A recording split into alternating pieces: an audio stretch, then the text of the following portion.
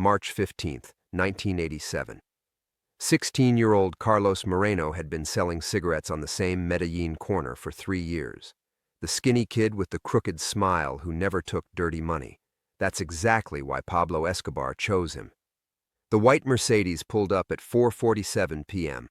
Escobar stepped out, walked directly Carlos's wooden cart and placed a briefcase on the ground. 1 million pesos. Carlos looked at the money, looked at Pablo and shook his head no. What happened in the next 10 minutes changed everything the DEA thought they knew about how the Medellín cartel recruited its cleanest operatives. 3 governments launched investigations because of it, and for 37 years, one woman has carried the classified report that explains why Pablo Escobar never forgot Carlos Moreno. The day a teenager's honesty caught the devil's attention, the day Pablo proved that sometimes the most dangerous gift is respect. Before we jump back in, tell us where you're tuning in from, and if this story touches you, make sure you're subscribed because tomorrow I've saved something extra special for you. The briefcase sat between them like a test neither man had prepared for. Carlos's weathered hands, too old for his 16 years, remained steady on his cigarette cart, while Pablo Escobar studied him with the intensity of a predator who discovered something unexpected. "You know who I am," Pablo said. It wasn't a question. Carlos nodded. Everyone in Medellín knew that face, those eyes that could shift from paternal warmth to Arctic calculation in a heartbeat. But knowing and caring were different things entirely. Then you understand this money comes with no strings. A gift from one businessman to another. Pablo's voice carried the practiced charm that had seduced politicians and terrorized rivals. Your corner, your rules. Nothing changes except your bank account. The teenager's response was barely above a whisper, but it cut through the afternoon heat like a blade. Everything changes when you take money you didn't earn, senor.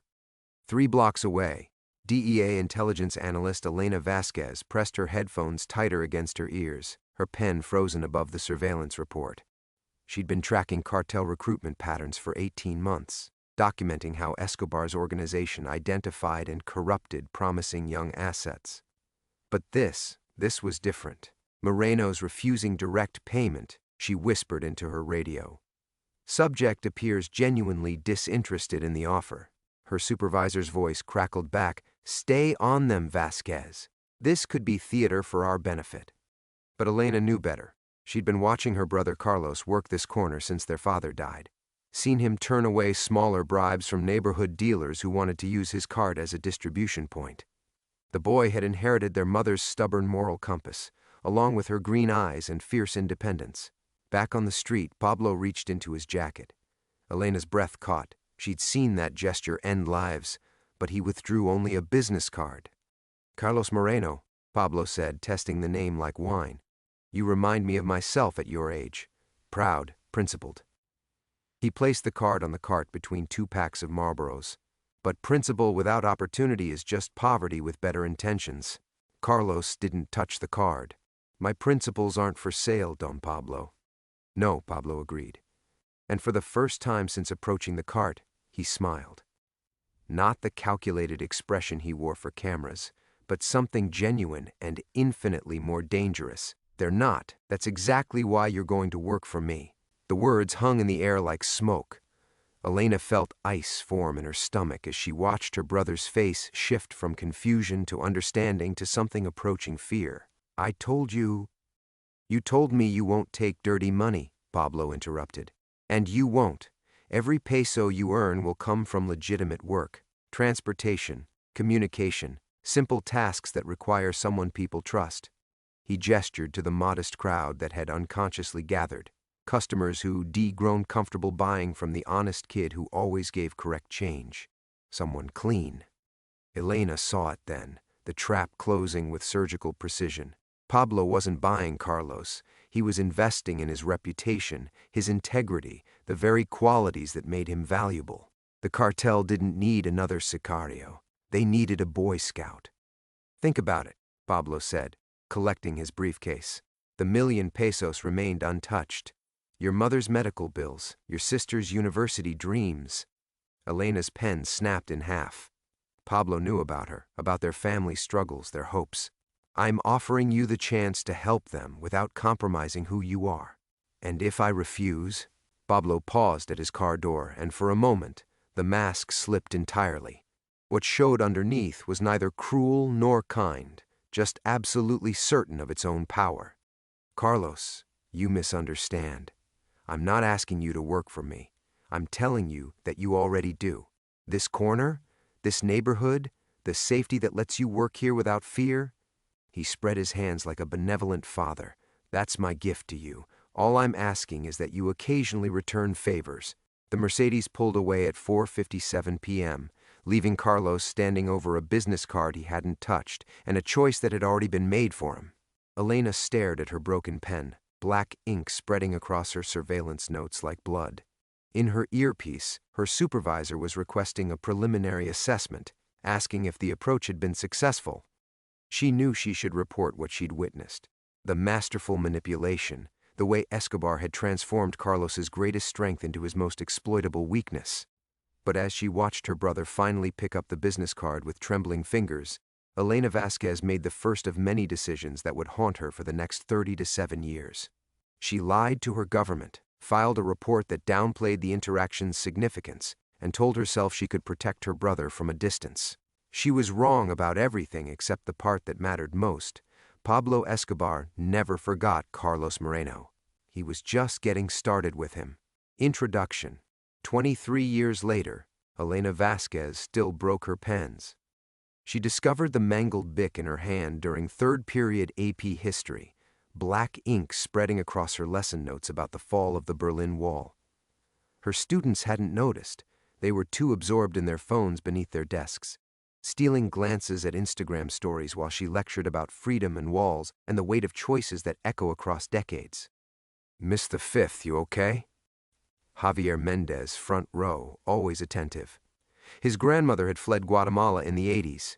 He understood that history wasn't just dates and names, it was blood and consequence. Fine, mijo. Elena wiped the ink on a tissue, her voice carrying the faint accent she'd never quite managed to scrub away. Just need a new pen. She'd learned to carry extras, hardware stores, grocery lists, parent conferences. Stress always found her hands first, turned writing instruments into casualties of memory. The school counselor had suggested fidget toys during her first year, not understanding that some habits were earned in surveillance vans in foreign cities where the wrong report could get your brother killed. The bell rang, releasing a flood of teenagers into the Phoenix heat. Elena gathered her papers, careful not to smudge the ink that had bled through 3 pages of careful lesson planning. Outside her classroom window, palm trees swayed in the desert wind, and for a moment she was 16 again, watching Carlos count cigarette money under different palms in a world that no longer existed. Dr. Vasquez? Principal Martinez appeared in her doorway, his expression carefully neutral. 23 years of teaching had taught Elena to read administrative faces. This wasn't about budget cuts or testing schedules. What is it, David? Call for you. Says it's family. They're holding on line 2. Elena's blood went cold. Family meant Maria, and Maria never called during school hours. Her daughter was methodical, respectful of boundaries, the kind of person who scheduled emotional conversations and sent calendar invites for heart-to-hearts. Spontaneous calls meant emergencies, meant the careful distance Elena had maintained for 5 years was about to collapse. I'll take it in my office. Her hands were already shaking as she reached for the phone. Mom? Maria's voice carried across 4,000 miles of fiber-optic cable, as clear as if she were standing in the next room. But something was wrong with the acoustics, an echo that suggested concrete walls and bad connections. Mija, where are you? You sound... I'm in Medellín. The words hit Elena like a physical blow. She sank into her desk chair, her free hand instinctively reaching for another pen to destroy. What did you say? Colombia, Mom.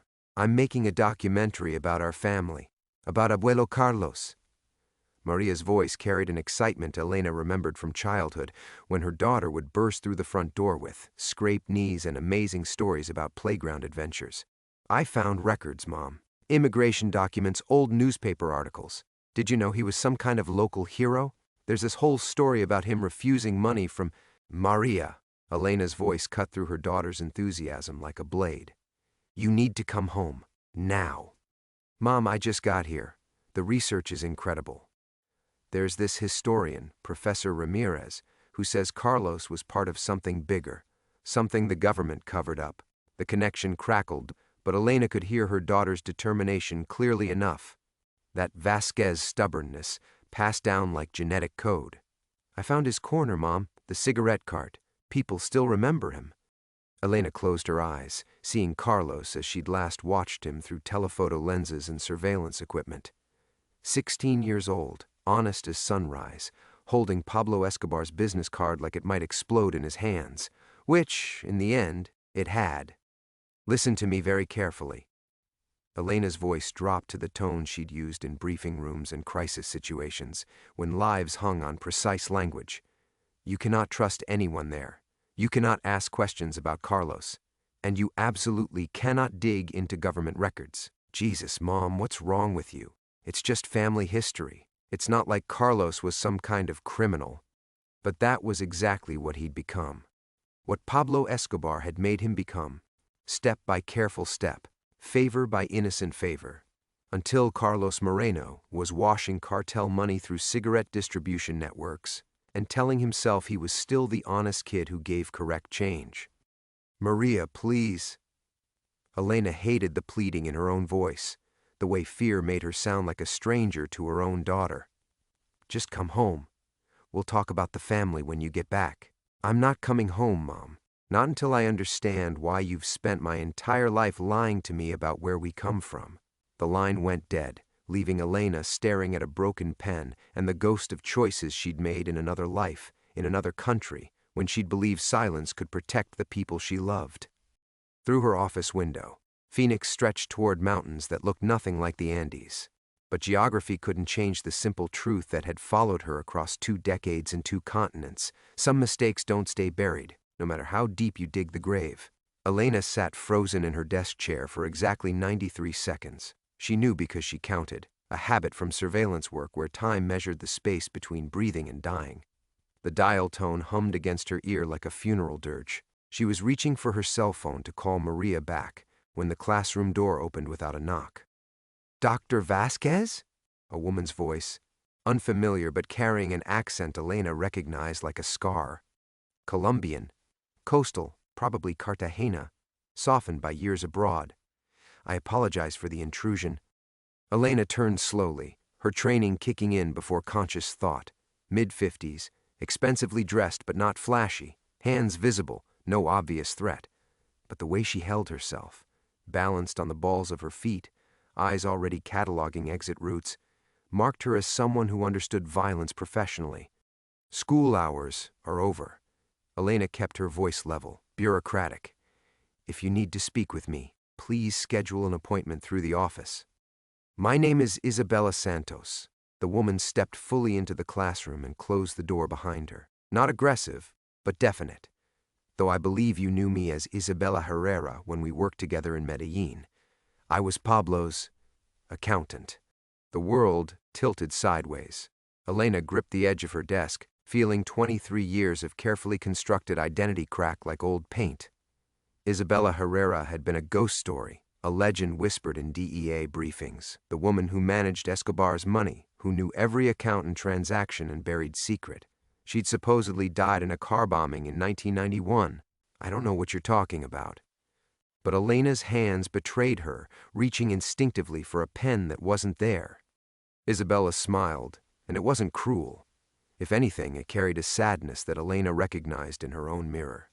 Elena Moreno Vasquez, born in Medellín, 1965, sister to Carlos Moreno, DEA intelligence analyst, 1985 to 1988. Filed report 23A 7791, stating that your brother had minimal contact with cartel personnel.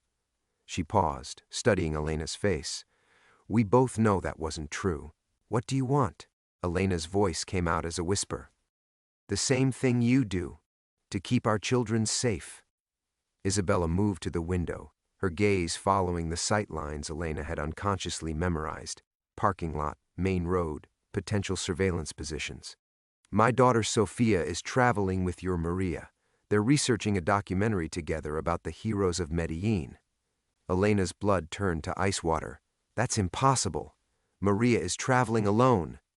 Sofia Restrepo, film student at UCLA. They met in a Central American Studies course last year. Isabella pulled out her phone, showed Elena a photo. Maria laughing with a young woman who had Isabella's sharp cheekbones and dark eyes. She uses her stepfather's name now. I've been very careful to keep our connection hidden. The photograph hit Elena like a physical blow. Maria had never mentioned Sofia, never talked about collaborative projects or research partners. But there was her daughter, clearly comfortable with this stranger, sharing information that could get them both killed. They're asking questions about the cigarette vendor who refused Pablo's money, Isabella continued. About what happened to Carlos afterward. About why the story disappeared from local records. Her voice dropped to barely audible. They found the preliminary DEA files, Elena. The ones you buried. That's classified. Those files are sealed for 99 years. Yes. Isabella turned from the window, her expression grim. Unless you have connections in the right places. Unless you know which officials still owe favors to people like us. Elena stood on unsteady legs, her mind racing through possibilities and threats and calculations she'd hoped never to make again. What exactly are you telling me? I'm telling you that Professor Ramirez, the historian your daughter mentioned, is not who he claims to be. I'm telling you that someone has been feeding information to our daughters, guiding their research toward specific discoveries. Isabella's voice carried the weight of absolute certainty. And I'm telling you that we're not the only ones who survived the 90s with secrets worth killing for. The implications crashed over Elena like a collapsed building. Maria wasn't just researching family history, she was being used, led toward truths that powerful people had spent decades keeping buried. The phone call, the sudden trip, the convenient research materials, none of it was coincidence. Who's behind it? I don't know yet, but I have a theory. Isabella moved toward the door, then paused. Carlos wasn't the only teenager Pablo recruited. There were others, children who grew into adults with legitimate careers, government positions, family connections. Her smile was sharp as a blade. The best investments always pay dividends for decades. Elena felt the last pillars of her carefully constructed life crumble. 23 years of silence, of distance, of believing geography could protect the people she loved. All of it worthless against the simple truth that some debts never expire. What do you want from me? I want you to help me get our daughters out of Colombia alive, Isabella said, before whoever's pulling their strings decides they've learned enough to become liabilities. Through the window, Phoenix sprawled under an indifferent sun, as foreign now as it had been the day Elena first arrived with forged documents and a head full of ghosts. The past had finally found her. The silence stretched between them like a held breath. Elena stared at the door Isabella had just closed, her mind recoiling from the impossibility of the situation. This was Phoenix. This was her classroom with its motivational posters about historical thinking and faded maps of ancient civilizations. Isabella Santos, if that was even her real name, belonged to surveillance photos and classified files, not to conversations about daughters and documentaries. I need time to think. Elena's voice sounded foreign to her own ears. Time is what we don't have. Isabella's phone buzzed, and she glanced at the screen with the quick efficiency of someone accustomed to urgent communications. Sofia texted 3 hours ago. They're meeting with Ramirez tonight. Elena felt herself fragmenting, splitting between the woman who had graded essays that morning and the intelligence analyst who understood exactly what that meant. Evening meetings in Medellín weren't academic consultations. They were when serious business happened, when powerful people moved in shadows and made decisions about who lived and who didn't. I can't just... Elena gestured helplessly at her desk, her gradebook, the stack of essays about the Cold War that needed scoring by Friday. I have responsibilities here, a life. Isabella studied her with something that might have been sympathy. So did I. A restaurant in Bogotá. 3 grandchildren who think their abuela spent the 90s teaching kindergarten. She moved closer, her voice dropping to the tone of shared confession. But they'll never be safe as long as we pretend the past can stay buried. Elena's hands found another pen, began the familiar ritual of destruction. The plastic cracked between her fingers like small bones. Even if I wanted to help, and I'm not saying I do, what exactly are you proposing? We fly to Colombia and what, stage some kind of intervention? I'm proposing we use the skills that kept us alive long enough to have daughters to worry about. Isabella pulled out a tablet, swiped to what looked like architectural blueprints. Ramirez operates out of the Universidad Nacional. Public building, multiple exits, security cameras that can be accessed if you know the right people. Elena stared at the screen, feeling muscle memory kick in despite herself. She was reading sight lines and choke points, identifying surveillance positions and escape routes with the automatic precision of training that never fully faded. You've been planning this since Sophia told me about the documentary project 6 weeks ago. Isabella's smile held no warmth. Did you really think I'd let my daughter stumble into this blind? 6 weeks? Elena's voice rose sharply. You've known for 6 weeks, and you're just telling me now? I needed to confirm what we were dealing with. Who was pulling strings, whether this was random academic curiosity or something more targeted. Isabella closed the tablet with a snap. Your daughter's sudden interest in family history isn't coincidence, Elena. Someone approached her, encouraged her, provided funding and resources for this research. The implications hit Elena like successive physical blows. Maria's unexpected acceptance to the documentary program, the grant money that had appeared from nowhere, the professor in California who'd recommended she explore Colombian subjects for her thesis project. All of it carefully orchestrated, a chain of coincidences too convenient to be anything but manipulation. Who? Elena's voice came out as a whisper. Someone who remembers Carlos. Someone who knows what he did, what he knew, where the money went. Isabella moved to the window again, but her attention wasn't on the parking lot. She was watching the past, seeing threats that had followed them across decades and continents. Someone who's been very patient. Elena closed her eyes, but that only made the memories stronger. Carlos at 17, teaching her how to count money by weight when the bills got too thick for normal methods. Carlos at 19, buying their mother a house with cash he claimed came from expanding his cigarette business. Carlos at 21, the last time she'd seen him alive, his eyes already carrying the hollow look of someone who understood exactly what he'd become. I won't let Maria end up like Carlos.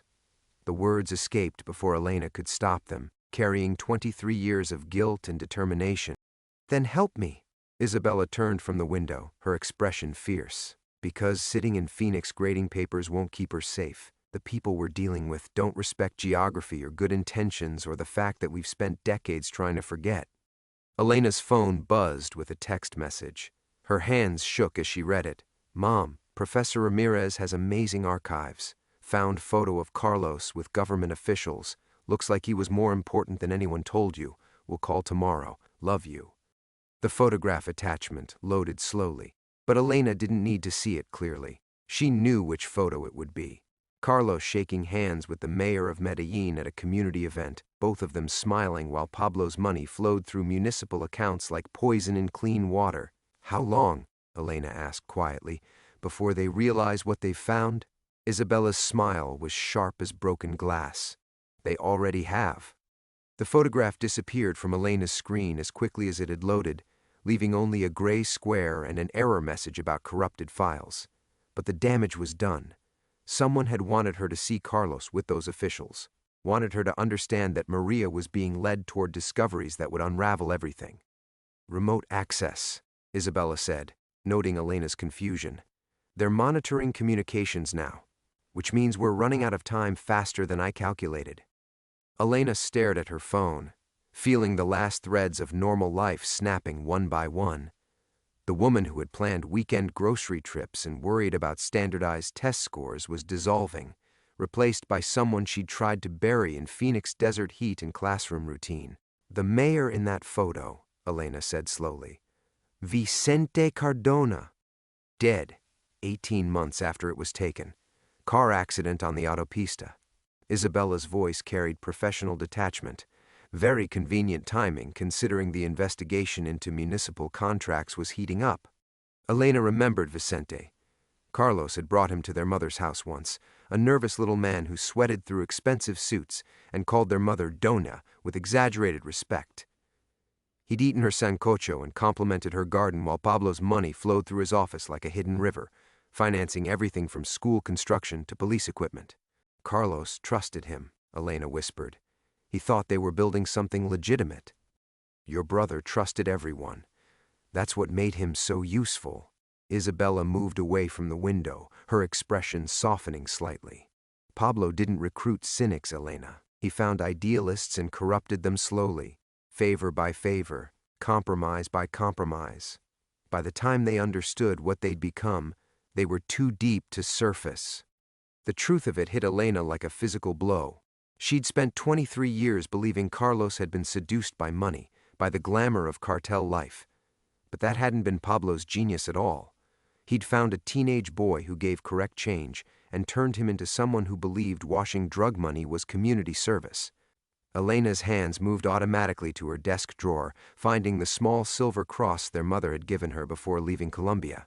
The metal was warm from years of nervous handling, worn smooth by decades of guilty prayers. Maria thinks she's uncovering a hero's story, Elena said. Some romantic narrative about the honest boy who stood up to Pablo Escobar. Which is exactly what someone wants her to think.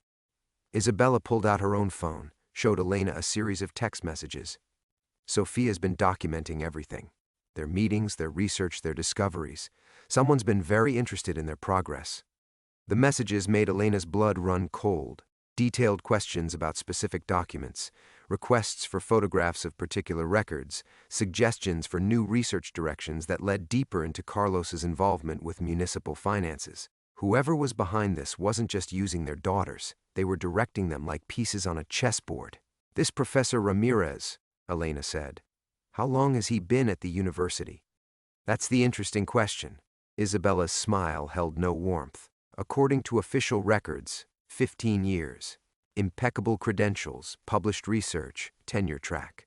She paused, letting the implications sink in. But according to the janitor I spoke with yesterday, nobody remembers seeing him before last month. Elena felt reality shifting around her like unstable ground. The past she'd tried to bury was alive, actively hunting their children, using their love and curiosity as weapons against them. Every maternal instinct she possessed was screaming at her to act, to protect, to fight.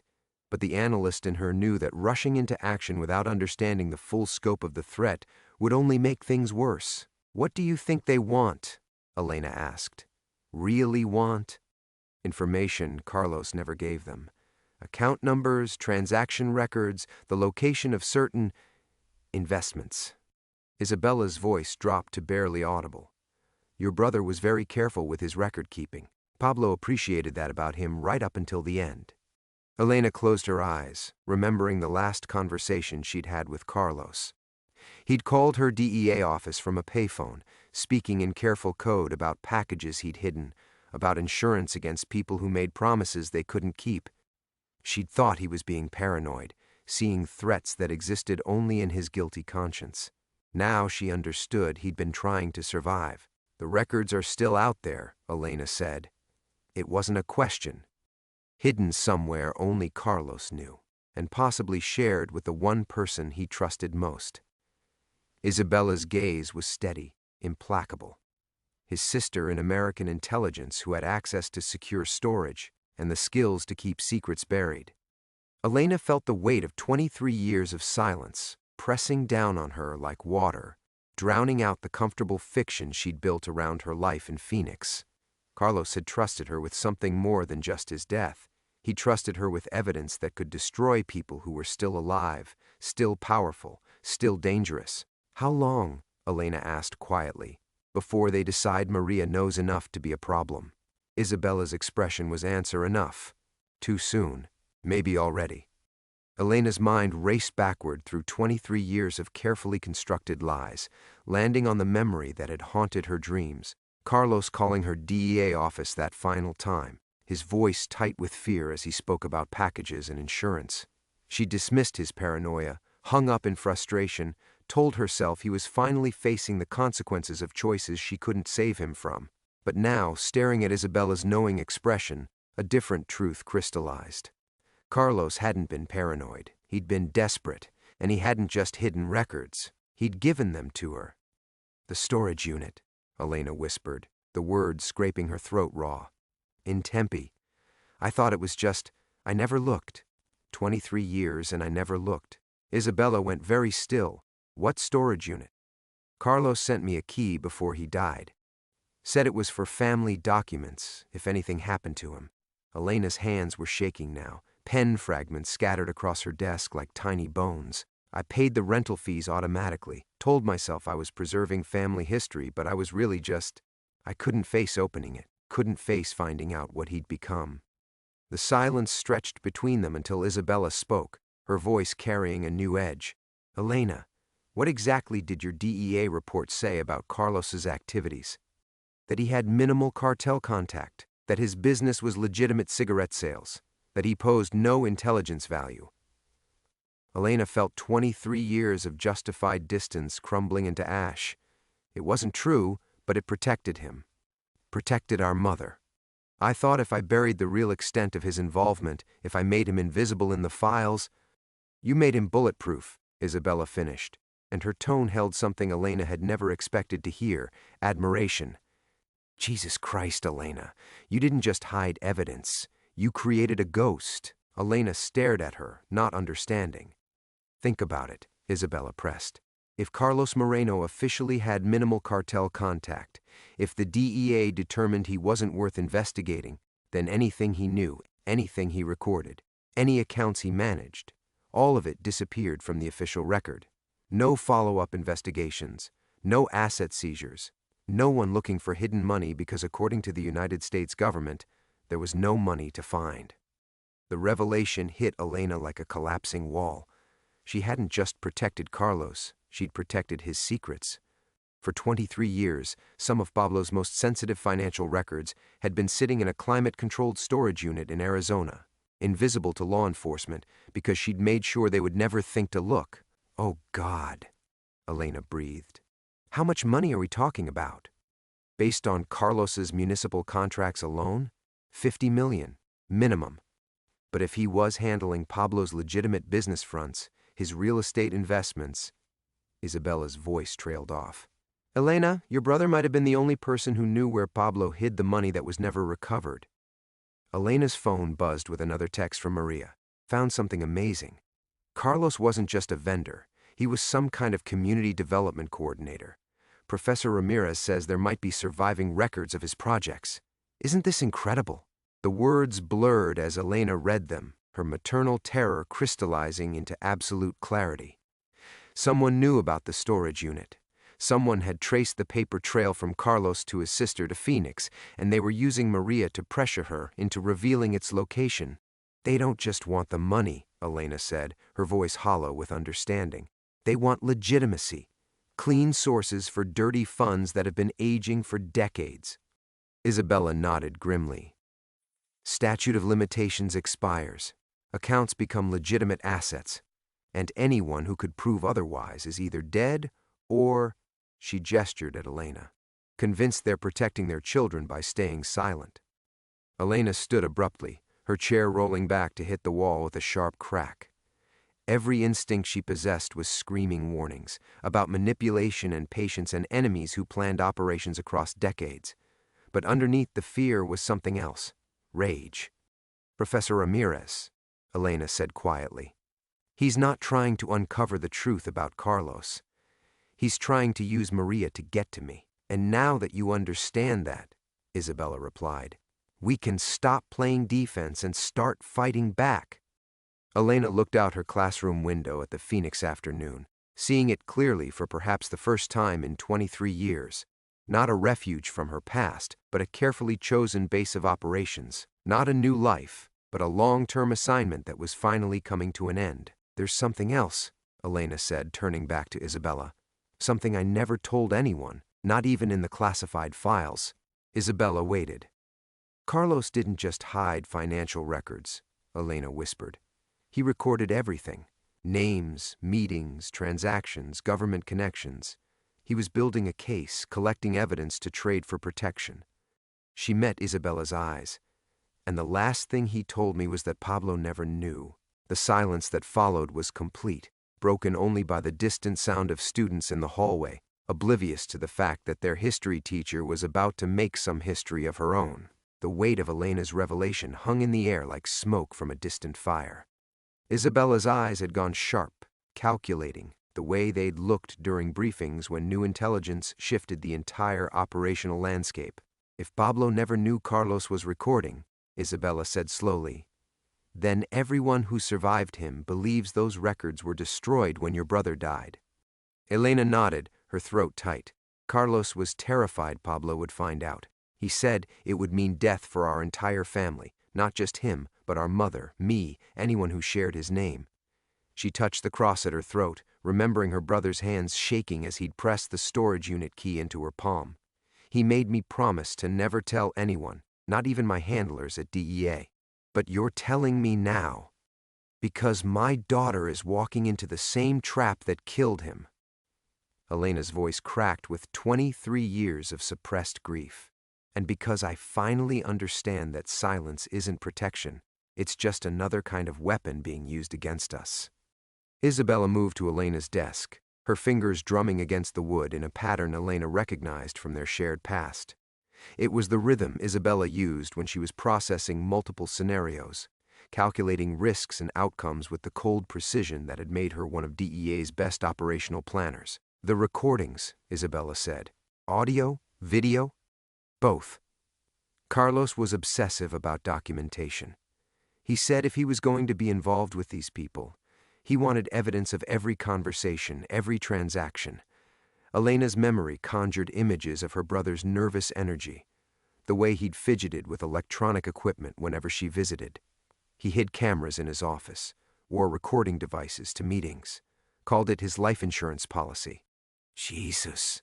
Isabella's voice held professional appreciation tinged with horror. He documented Pablo's operations from the inside for how long?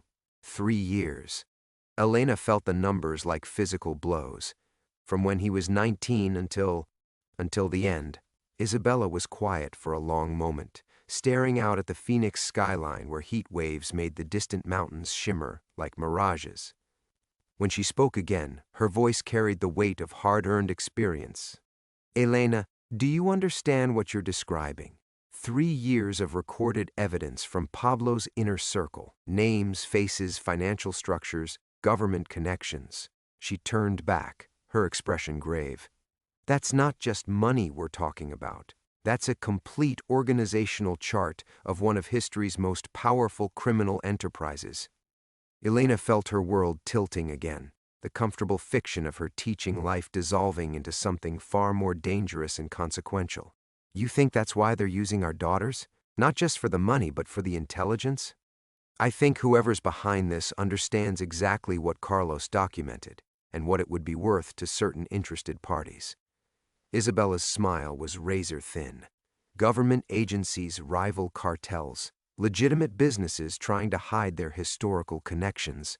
Pablo's been dead for 30 years, but the people he worked with, the officials he corrupted, the networks he established, some of those are still very much alive. Elena's phone buzzed with a new message from Maria, and both women froze. Elena read it aloud, her voice barely above a whisper. Mom, Professor Ramirez wants to meet tomorrow about expanding my research. He says there might be family documents in U.S. archives I haven't seen. Should I tell him about Dad's government work? The message felt like ice water in Elena's veins. Maria didn't know the specifics of her father's DEA involvement, but she knew enough to be dangerous. And now someone was asking her to reveal information that would lead directly to Elena's classified background. They're accelerating the timeline, Isabella said grimly. Something's made them impatient. Elena thought about the storage unit in Tempe, the monthly automatic payments that had continued for over 2 decades, the key she'd kept in her jewelry box like a talisman of guilt and responsibility. Someone had to know about it by now, had to have traced the paper trail from Carlos's death to her financial records. We're out of time, Elena said, the admission scraping her throat raw. They're not just fishing anymore. They know what they're looking for. Isabella nodded, already reaching for her tablet. Then we stop waiting for them to make the next move. We go to Colombia, we extract our daughters, and we deal with this Professor Ramirez before he realizes how close he's gotten to something that will get them all killed. Elena felt the last vestiges of her carefully constructed life falling away like old skin. The woman who had graded papers and attended parent conferences was disappearing, replaced by someone harder, more dangerous, someone who remembered how to hunt instead of hide. "There's something else," Elena said quietly. "Carlos's last message to me. He said if anything happened to him, I should remember that the truth was never just about Pablo's money." Isabella went very still. What did he mean? Elena met her eyes, feeling 23 years of secrets finally demanding their freedom. He meant the recordings document government officials, DEA agents, politicians, Americans who were on Pablo's payroll. Her voice dropped to barely audible, including someone high enough in the agency to have access to current operations. The silence that followed was complete, heavy with implications that neither woman wanted to fully acknowledge. Outside, the Phoenix sun was setting, painting Elena's classroom in shades of blood and gold, and both women understood that tomorrow would require them to become people they'd spent decades trying to forget. Elena's tablet chimed with an incoming video call at 6:47 a.m. Phoenix time. Maria's face filled the screen, animated, excited, completely unaware of the trap closing around her. "Mom, you're not going to believe what we found." Maria's voice carried the breathless enthusiasm Elena remembered from childhood Christmas mornings. "Professor Ramirez accessed some restricted municipal archives. There are actual contracts with Carlos's signature, financial documents, meeting minutes where his name appears." Elena's blood turned to ice water. Behind Maria, she could see Sofia adjusting camera equipment while a man's voice spoke in rapid Spanish just outside the frame. The setup looked professional, deliberate.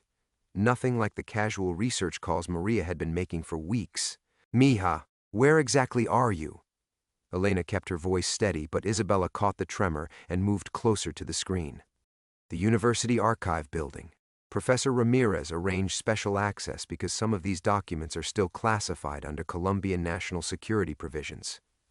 Maria's excitement faltered slightly. "Mom, why didn't you ever tell me Carlos worked directly with municipal planning? These records show he was involved in major infrastructure projects, not just street vending." Elena felt the ground shifting beneath her feet. The documents Maria was describing should have been destroyed decades ago, or buried so deep in bureaucratic archives that finding them would require official channels and years of legal requests. Someone with significant resources and connections had assembled this evidence specifically for Maria to find. "Let me see one of the contracts," Elena said carefully. Maria held up a photocopied document, and Elena's vision went white around the edges. She recognized Carlos's handwriting, his careful signature, but more importantly, she recognized the letterhead, Medellín Municipal Development Authority, Finance Division, the same department that had laundered millions of dollars through legitimate city projects. "Maria," Elena said, her voice sharp enough to cut through her daughter's enthusiasm, "I need you to listen very carefully. Put everything down and walk outside. Now." "What? Mom, why are you—" "Because those aren't historical documents." Elena stood up, her chair hitting the wall with a bang that made Isabella flinch. "They're evidence in active money laundering operations, and you're being used to authenticate them." Maria's face went pale. "What are you talking about?" Before Elena could answer, a man stepped into frame behind Maria. Tall, silver-haired, wearing an expensive suit that looked nothing like a professor's typical attire. When he smiled at the camera, Elena's heart stopped. She knew that face. "Dr. Vasquez," the man said in lightly accented English. "Miguel Santander. I don't believe we've been formally introduced, though our paths crossed briefly in Medellín many years ago." Elena's memory snapped into sharp focus. Santander, not a professor, but Pablo's former accountant who had disappeared after the kingpin's death, presumably dead or in hiding. The man who had trained Carlos, who had taught a teenage boy how to wash blood money through municipal contracts and infrastructure projects. "Let my daughter go," Elena said, her voice carrying the authority she'd learned in 23 years of DEA training. Santander's smile widened. "Your daughter is free to leave any time she wishes. Aren't you, Maria?" He placed a hand on Maria's shoulder. the gesture appearing paternal but clearly communicating control. Though I suspect she'll want to hear what I have to tell her about her beloved uncle first. Maria looked between the camera and Santander, confusion and growing fear warring across her features. "Mom, what's happening? Who is this man really?" "He's the person who turned Carlos into a money launderer," Elena said, watching Santander's face for any reaction. "The person who got my brother killed when the operation became too dangerous to maintain." Santander's expression didn't change, but his grip on Maria's shoulder tightened slightly. "Your brother was killed because he tried to play multiple sides against each other, because he thought he could outsmart people who had been managing complex financial arrangements since before he was born." His voice carried the patient tone of a teacher explaining a simple concept to a slow student. "But you knew that, didn't you, Elena? After all, you've been sitting on his insurance policy for 23 years. Elena felt Isabella grab her arm, a steadying presence as the room seemed to tilt around her. This wasn't a fishing expedition anymore. This was an ultimatum delivered through her daughter's frightened face. "The storage unit in Tempe," Santander continued conversationally. "Unit 247, secure storage solutions on Mill Avenue. Paid automatically from your checking account every month since October 1994. Very responsible of you to maintain your family obligations for so long." Maria's eyes went wide.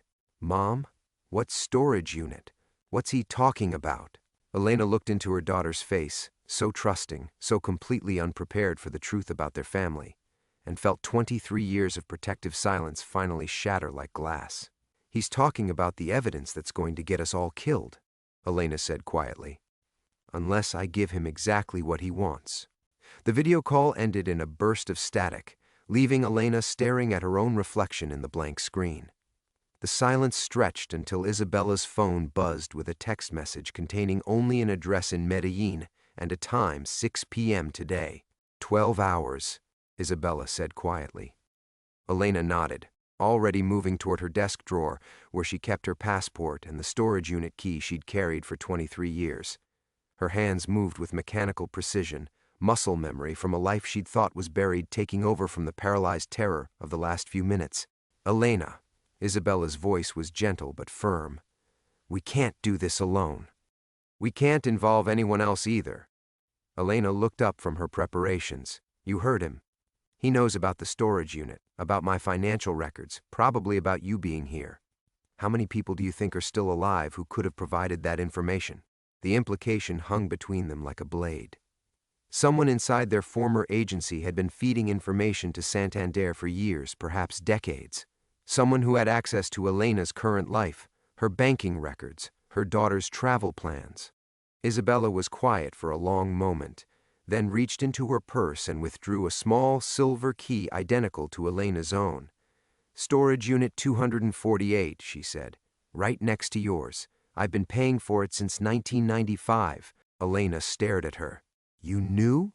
"I suspected. When you disappeared from active duty so suddenly, when all of Carlos's case files were classified beyond my clearance level." Isabella's smile was sad and tired. "I made copies first, banking records, photographs, witness statements, everything I could get my hands on before the official burial happened. 23 years of secrets, and they'd been protecting the same evidence in adjoining storage units, never knowing the other was carrying the same weight." Elena felt a laugh bubbling up from somewhere deep and broken inside her chest. "We've been such fools," she said. "Maybe, or maybe we've been the only thing standing between that information and the wrong people."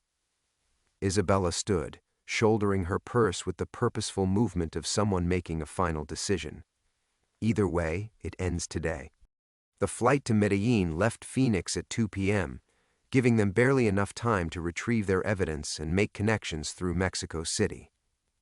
Elena sat in the departure gate, watching families board vacation flights while she prepared to face the man who had destroyed her brother and was now threatening her daughter. Her phone buzzed with a message from Maria. "Mom, I'm okay. Please don't do anything dangerous. I love you." The words were wrong, too formal, too careful. Either Santander was dictating them or Maria was trying to communicate under duress. Elena typed back, Remember what I told you about your quinceañera dress, referencing a conversation they'd never had. Hoping Maria would understand, she was trying to gauge how much freedom her daughter actually possessed. The response came immediately, the blue one with the flowers. I loved it so much. Elena had never bought Maria a quinceañera dress. Her daughter's 15th birthday had been marked with a small dinner at home, not a traditional celebration. Maria was telling her she wasn't free to speak openly, but that she was alert and thinking clearly enough to play along with coded communication. Smart girl, Isabella murmured, reading over Elena's shoulder. She gets it from her father, Elena replied, then corrected herself. Got it from Carlos. The past tense felt final, like closing a door on the part of her life where she could pretend her family's legacy was anything other than blood and secrets. But for the first time in 23 years, Elena felt something that might have been peace settling over her shoulders. Not the peace of resolution, but the peace of finally moving toward an ending instead of running from a beginning. Whatever happened in Medellín, whatever price Santander demanded for Maria's safety, at least she would finally stop carrying her brother's secrets alone. The plane lifted off into the desert sky, carrying Elena back toward the city where her family's story had started, with a teenage boy refusing Pablo Escobar's money and choosing instead to become something much more dangerous, a witness. As Phoenix disappeared beneath the clouds, Elena opened her laptop and began typing a letter addressed to her department chair, explaining that she wouldn't be returning to finish the school year. Some stories, she wrote, required their own resolution, regardless of the cost to the people living them. The last line felt like truth finally spoken. The most important lesson I can teach is that silence is not protection, it's just another way of letting the past choose the future. Below them, the American Southwest stretched endlessly, holding its secrets in the desert heat. Behind them, Elena's carefully constructed life was already becoming memory. Ahead lay Medellín and answers, and the daughter who represented everything she had left to lose or save.